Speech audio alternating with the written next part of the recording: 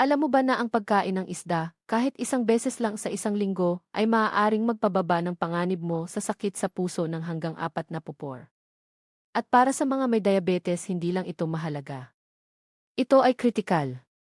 Dahil ang diabetes ay hindi lang basta nakaapekto sa iyong asukal sa dugo. Tahimik nitong inaatake ang iyong puso, mga nerbiyos, mga bato, at ang iyong sirkulasyon araw-araw. Kahit hindi mo ito agad nararamdaman, pero narito ang hindi alam ng karamihan sa mga diabetic. Hindi lahat ng isda ay pare-pareho. May ilang uri ng isda na kayang baguhin ng malaki ang kontrol mo sa asukal sa dugo. Pababain ang masamang kolesterol at protektahan ang iyong puso sa napakalaking paraan. Samantalang may iba namang isda na kahit isda pa sila ay hindi makapagbibigay kahit kalahati ng mga benepisyong iyon. At ang mas nakakadismaya pa, maraming may diabetes ang kumakain ng maling uri ng isda o kaya naman ay niluluto ito sa maling paraan. Dahil dito, nawawala ang halos lahat ng benepisyo ng hindi nila namamalayan. Kumusta? Ako si Dora Luz, isang manggagamot na dalubhasa sa nutrisyon para sa mga taong may diabetes sa loob ng 25 taon. Ngayon, ibabahagi ko sa iyo ang 6 na pinakamainam na isda na dapat isama ng bawat diabetic sa kanilang pagkain upang maprotektahan ang puso. Mapabuti ang pagiging sensitibo ng katawan sa insulin at mapanatiling kontrolado ang antas ng asukal sa dugo. Mataas pa rin ba ang iyong cholesterol kahit umiinom ka na ng gamot? Nakakaramdam ka ba ng pamamanhid o tusok-tusok sa iyong mga paa o kamay dahil sa diabetic neuropathy? May sinabi ba ang iyong doktor na nasa panganib ang iyong puso? Hindi ka nag-iisa. Karamihan sa mga taong may diabetes ay dumaranas ng mga ganitong suliranin dahil unti-unting sinisira ng diabetes. Bago tayo magpatuloy, hihingi lang ako ng maliit na pabor na malaki ang kahulugan para sa akin. Kung nakakatulong sa ang impormasyong ito, paki-like ang video na ito at mag-subscribe sa channel na Dr. Alua. Kahalaga ng suporta mo para maipagpatuloy namin ang pagbabahagi ng makabuluhan at mapagkakatiwalaang kaalaman. Ngayon ikukwento ko sa iyo si Fernando, isang 6 taong gulang na pasyente na pumunta sa aking klinika. Isang taon na ang nakalipas na may karaniwang suliraning kinakaharap ng maraming may diabetes. Doktora D, sabi niya sa akin, ang taas ng cholesterol ko at ang triglycerides ko nasa at na. Gusto na akong ilagay ng doktor ko sa mas malakas na stats. At ang pinakamasama, may tuloy-tuloy akong nararamdamang tusok-tusok at pamamanhid sa mga paa na gumigising sa akin tuwing gabi. Lalataon ng may diabetes si Fernando. Ang cardiovascular at nervous system ng katawan sa paglipas ng panahon. Isipin mo kung mapoprotektahan mo ang iyong puso. Mababawasan ang pamamaga sa buong katawan at mapapabuti ang paraan ng paggana ng iyong insulin, lahat ng ito sa pamamagitan lamang ng pagkain ng tamang uri ng isda 2 o 3 beses sa isang linggo. Isipin mong mas kaunti ang pamamanhid at tusok-tusok sa iyong mga kamay at paa dahil mas napangalagaan ang iyong mga nerbiyos. Isipin mong sa susunod mong laboratory test makikita mong bumababa ang masamang kolesterol at tumataas ang mabuting kolesterol. Posible ang lahat ng ito kapag tama ang uri ng isdang kinakain mo at tama rin ang paraan ng paghahanda. At ang pangatlong isda sa listahan ay napakayaman sa omega-3 na sa isang serving pa lang. Makukuha mo na ang higit pa sa kailangan ng iyong katawan sa loob ng isang buong araw para maprotektahan ang iyong puso. Kaya huwag kang aalis dahil maaaring tuluyan nitong mabago ang kalagayan ng iyong kalusugan sa puso at ang paraan ng pagkontrol mo sa diabetes. Umiinom siya ng metformin, iniiwasan ang matatamis sa kanyang pagkain. Regular na naglalakad para mag-ehersisyo. Pero sa kabila ng lahat ng iyon, patuloy pa ring lumalala ang kanyang kalusugan sa puso. Ipinakita ng kanyang mga laboratory results na mataas ang pamamaga sa katawan, mataas ang masamang cholesterol at may mga maagang palatandaan ng diabetic neuropathy. Nang tanungin ko siya tungkol sa kanyang pinagkukunan ng, sinabi niya, manok, kadalasan, minsan karne. At bihirang-bihira ang isda dahil hindi ko alam kung alin ang pipiliin at kung paano ito lulutuin. Doon ko nakita ang problema. Hindi niya napapakinabangan ang isa sa pinakamakapangyarihang pagkain na makatulong para maprotektahan ang puso at mga nerbiyos ng isang taong may diabetes. Binigyan ko siya ng isang tiyak na listahan ng 6 na uri ng isda at inirekomenda ko na kumain siya ng isda ng hindi bababa sa 3 beses bawat linggo gamit ang mga partikular na paraan ng pagluluto na ibabahagi ko rin. Sa'yo ngayon. Pagkalipas ng 6 na linggo, bumaba ang kanyang triglycerides, mula at hanggang si ang kanyang masamang cholesterol ay bumaba ng 10 puntos at ang higit na ikinagulat niya. Kapansin-pansing nabawasan ang pamamanhid at tusok-tusok sa kanyang mga paa, kaya nakatulog siya ng mas mahimbing sa unang pagkakataon, matapos ang maraming buwan. Pagkalipas ng 3 buwan, malaki ang ibinaba ng kanyang inflammation base sa kanyang blood markers. Humanga ang kanyang doktor sa resulta kaya hindi na nito itinuloy ang planong dagdagan ang kanyang statins.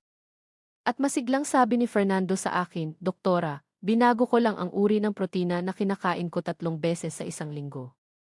Iyon lang ang ginawa ko. At tumugon ang kanyang katawan sa paraang hindi niya naranasan noon.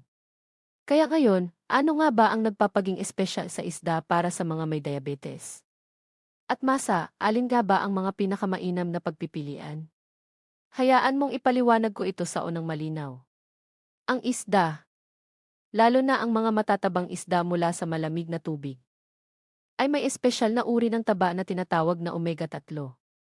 Ang mga fatty acid na ECE at GI na ito ay gumagawa ng 3 napakahalagang bagay para sa mga taong may diabetes. Una, binabawasan nila ang chronic inflammation na nagpapalala sa insulin resistance. Pangalawa, pinapababa nila ang triglycerides at masamang cholesterol na naglalagay sa iyong puso sa panganib. Pangatlo, pinoprotektahan nila ang iyong mga nerbiyos laban sa pinsalang dulot ng mataas na asukal kaya nababawasan ang pag-usad ng neuropathy. Ngunit hindi lahat ng isda ay may sapat na omega at ang ilang isda, kahit na mukhang healthy, ay may iba pang problema tulad ng mataas na mercury na maaaring magdulot ng mas malaking pinsala kaysa benepisyo. Kaya napakahalaga na malaman mo kung alin ang dapat piliin. Ngayon, ipakikilala ko sa ang 6 na isda na dapat kilalanin ng bawat taong may diabetes na nakalista ayon sa kanilang mga tiyak na benepisyo para sa kontrol ng asukal at proteksyon ng puso. Ang unang isda, salmon. Malamang ito ang pinakamakapangyarihang isda na maaaring kainin ng isang diabetic. Ang isang serving na 100 gramo ng salmon ay nagbibigay sa iyo ng 2 gramo ng protina, halos kalahati ng kailangan mo sa buong araw. Pinapanatili ka nitong busog ng ilang oras, pumipigil sa bigla ang pagtaas ng asukal at sumusuporta sa kalusugan ng kalamnan na kritikal para sa mga diabetic. Ngunit ang pinakamahalaga ay ang omega-3 nito. Ang isang serving ay naglalaman ng 2.3 hanggang 2.6 na gramo ng mga anti-inflammatory fatty acids na ito. Sapat na ito para bawasan ang pamamaga sa buong katawan, pababain ang masamang cholesterol at panatilihing malusog ang puso. Mas kaunting inflammation ay nangangahulugang mas mahusay na sensitivity sa insulin at ito ay nagreresulta sa mas stable na blood sugar levels. Bukod pa rito, nagbibigay ang salmon ng puro-araw na vitamin na nagpapatibay sa mga buto at tumutulong sa insulin na gumana ng mas maayos. Nagbibigay rin ito ng 50% ng iyong vitamin E, nagpapataas ng enerhiya at sumusuporta sa kalusugan ng nerbiyos na mahalaga para maiwasan ang neuropathy. At nagbibigay ito ng 75% ng selenium na tumutulong sa regulasyon ng asukal sa dugo at pagpapalakas ng immunity. Sa bawat serving ng salmon mayroon lamang itong 108 calories at 0 carbohydrates. Kaya nagbibigay ito ng tuloy-tuloy na enerhiya nang hindi nagpapataas ng iyong asukal sa dugo. Ang salmon ay nagmumula sa malamig na tubig at maaaring mabuhay sa parehong freshwater at saltwater. Ang pinakamagandang salmon na nahuhuli sa ligaw ay galing sa Alaska, Norway, Canada at Northwest Pacific. Mas mainam ang wild salmon dahil mas mataas ang omega-3 nito at mas kaunti ang mga contaminants. Pero ang frozen salmon ay kasing ganda rin kung tama ang pag-iimbak. Paano ito ihahanda?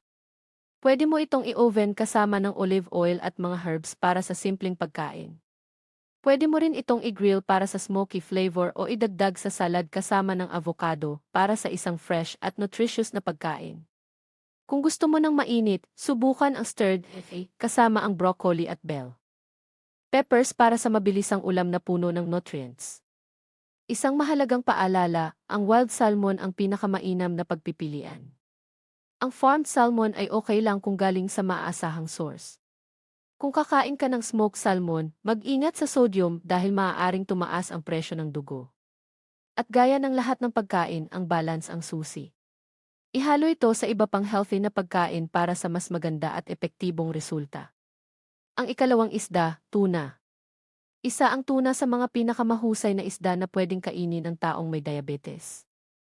Ang isang serving na 100 gramo ay puno ng nutrients na perpekto para sa mga diabetic. Nagbibigay ito ng 25 gramo ng protina, kalahati ng pangaraw-araw mong kailangan.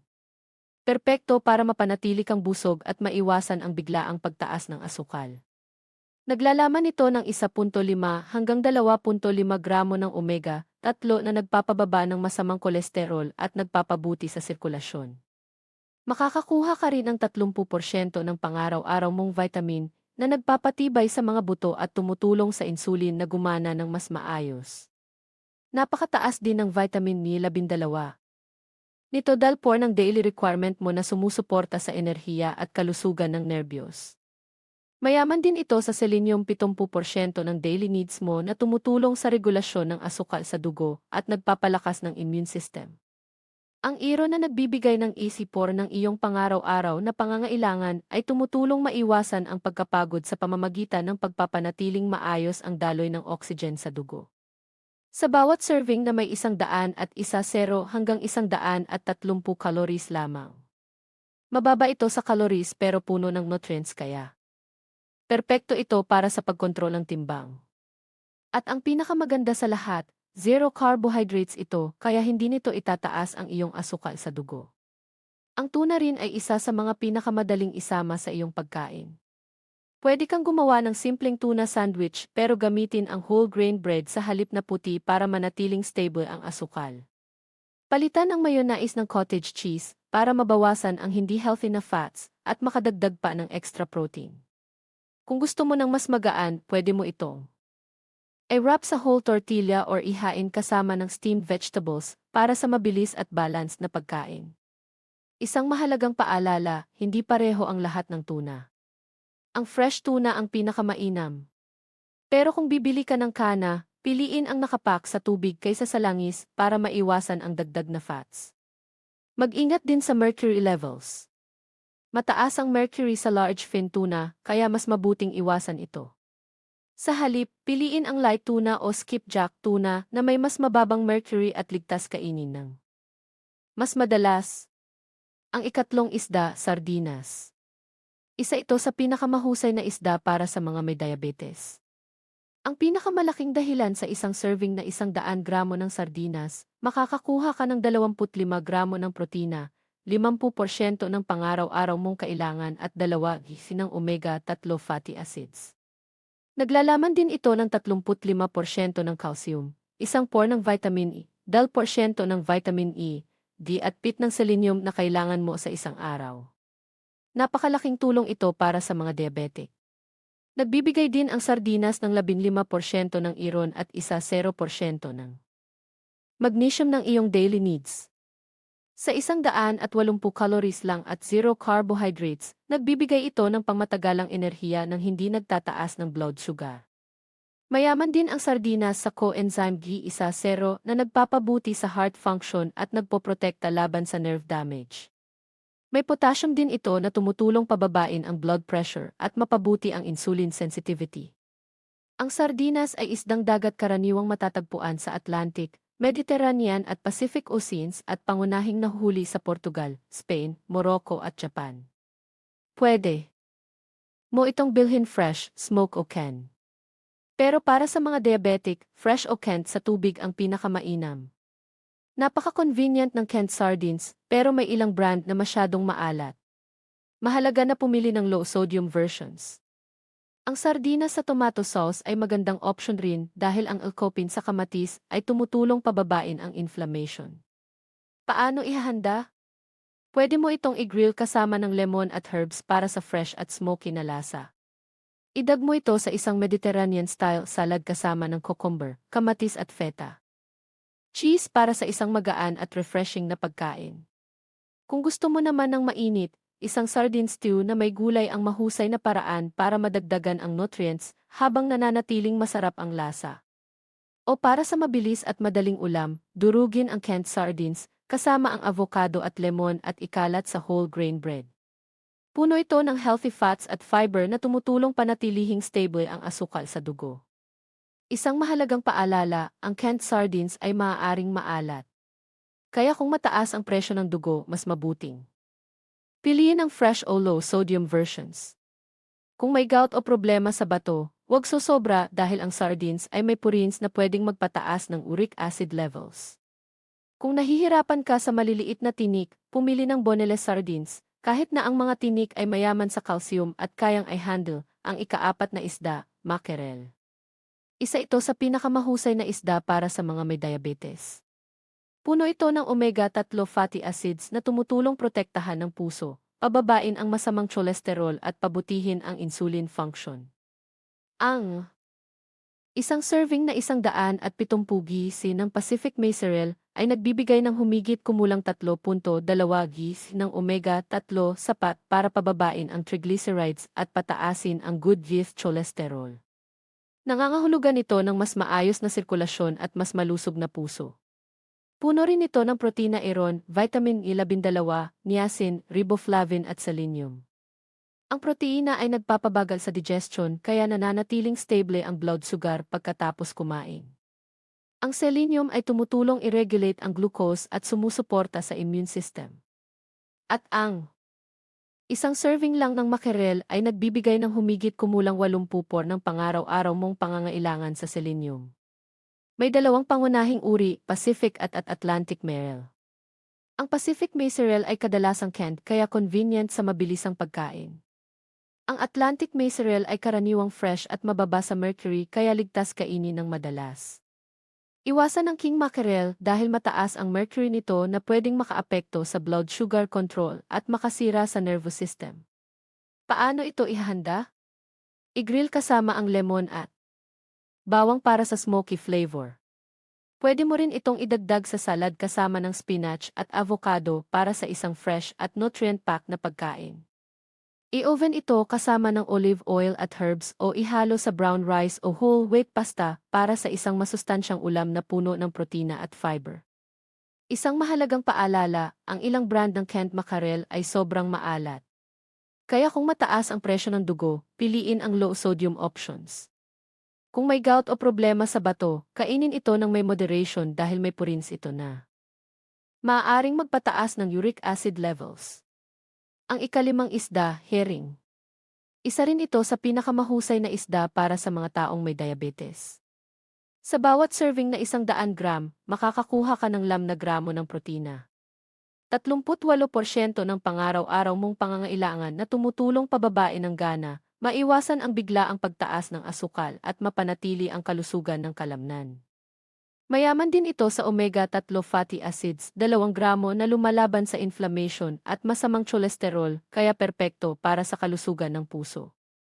Sa diabetes, makakakuha ka rin ng sipor ng iyong pangaraw-araw na vitamin na tumutulong sa bone pain na maaaring maranasan sa diabetes at pinapabuti ang insulin sensitivity. Napakataas din ng vitamin E12 por ng daily needs mo na mahalaga para sa enerhiya at kalusugan ng nerbiyos. Puno rin ito ng selenium 80% ng daily requirements na tumutulong sa immune system. Ang iron, por ng daily needs ay nagpapanatili ng maayos na daloy ng oxygen sa dugo para maiwasan ang pagkapagod. Habang ang 58 calories nito ay nagbibigay ng pangmatagalang enerhiya ng walang bigla ang pagtaas ng asukal. At ang pinakamaganda sa lahat, zero carbohydrates. Kaya hindi tataas ang blood sugar. Ang herring ay nagmumula sa malamig na ocean waters na pangunahing nahuli sa Norway, Canada, North Sea at Baltic Sea. Isda ito ng dagat kahit na may ilang species na lumilipat sa mas mababaw na tubig.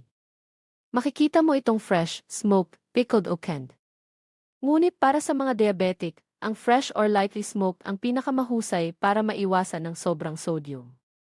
Ang pickled herring ay masarap pero maaaring mataas sa salt at minsan sa sugar. Kaya hindi ito ideal kung binabantayan mo ang presyo ng dugo o blood sugar. Ang canned herring ay okay rin basta piliin ang nakapak sa tubig kaysa sa langis at suriin ang label para sa dagdag na sangkap. Paano ito ihanda? I-grill kasama ng lemon at bawang para sa isang magaan at masarap na pagkain. Idag ito sa Mediterranean-style salad kasama ng cucumber, kamatis, cherry tomatoes at kaunting feta cheese para sa fresh na ulam. Pwede rin itong idagdag sa vegetable soup para madagdagan ang protina at omega-3 sa isang mainit at nakaka-comfort na ulam. Bumagay din ito sa quinoa o brown rice para magkaroon ng balance na pagkain na angkop sa mga diabetic. Isang mahalagang paalala, mababa ang mercury ng herring kaya safe itong kainin ng madalas.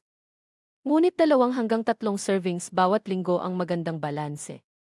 Ang pickled at heavily smoked versions ay maaaring mataas sa sodium kaya mag-ingat kung mataas ang presyo ng dugo. Kung may allergy o sensitivity ka sa isda, mag-ingat ka. Kung wala naman, ang herring ay isang masustansya at abot kayang isda na sumusuporta sa kalusugan ng puso, kontrol sa blood sugar at pangkalahatang kalusugan. Isa itong mahusay na pagpipilian para sa mga taong may diabetes. Ang ika-6 na isda, trout. Ang trout ay isang napakagandang pagpipilian para sa mga diabetic. Mababa ito sa taba, mataas sa protina at zero carbohydrates, kaya hindi nito itataas ang blood sugar. Madali rin itong mabili kaya perfect para sa mabilis at healthy na pagkain. Ang isang serving na 100 gramo ng trout ay nagbibigay ng humigit kumulang 20 gramo ng protina, healthy omega-3 para sa puso, vitamin E, enerhiya at kalusugan ng nerbiyos at selenium para sa regulasyon ng blood sugar. Ang trout ay espesyal na mabuti para sa mga diabetic dahil sumusuporta ito sa cardiovascular health na critical sa diabetes. Paano ito ihanda? Pwede mong i-oven kasama ng lemon at dill para sa simpleng pagkain. I-grill kasama ng fresh herbs at ihain kasama ng steamed vegetables. O idagdag sa stirred kasama ng bell peppers at sibuyas para sa mabilisang ulam na puno ng nutrients. Isang mahalagang paalala. Piliin ang fresh o frozen fruit mula sa maaasahang sources. Iwasan ang processed versions na may added sodium at tulad ng sa lahat ng isda, mahalaga ang balance. Ihalo ito sa iba pang isda na mayaman sa omega-3 sa buong linggo para sa maksimum na benepisyo. Ngayon, natutunan mo na ang 6 na pinakamahusay na isda para sa mga diabetic. Salmon na mayaman sa omega-3 para protektahan ang puso. Tuna na mataas sa protina para kontrolin ang appetite, sardinas na puno ng calcium at vitamin mackerel na may super high omega-3. Herring na lumalaban sa inflammation at trout na low-fat omega-3, herring na lumalaban sa inflammation at trout na low-fat at nutrient-packed. Naipakita ko rin sa iyo ang kaso ni Fernando na bumaba ang triglycerides mula at 80 hanggang 65 at nabawasan ang pamamanhid dahil sa neuropathy sa pamamagitan lamang ng pagkain ng isda 3 beses sa isang linggo. Para sa pinakamagandang resulta, ay variete ang pagkain ng isda. Bawat isda ay may ibang benepisyo. Kaya huwag manatili sa isa lang. Ang huling payo ko ngayong linggo bumili ng 2 sa mga isdang ito. Ihanda ito sa mga paraan na itinuro ko. Kumain ng isda kahit 2 beses sa linggo at pansinin kung paano ang pakiramdam mo. Pasasalamatan ka ng katawan mo. Kung nakatulong sa iyo ang video na ito, ay share ito sa isang taong may diabetes. Mag-iwan ng comment kung aling isda ang unang susubukan mo. Gustong-gusto kong malaman na nakarating ako sa puso mo. Maraming salamat sa puso kong pasasalamat sa pagdalo mo rito. Kita-kits tayo sa susunod. Ingat palagi at tandaan. Ang tamang isda ay pwedeng protektahan ang iyong puso at baguhin ang iyong buhay. Ako si Dr. Lu at magkita tayo muli sa lalong madaling panahon.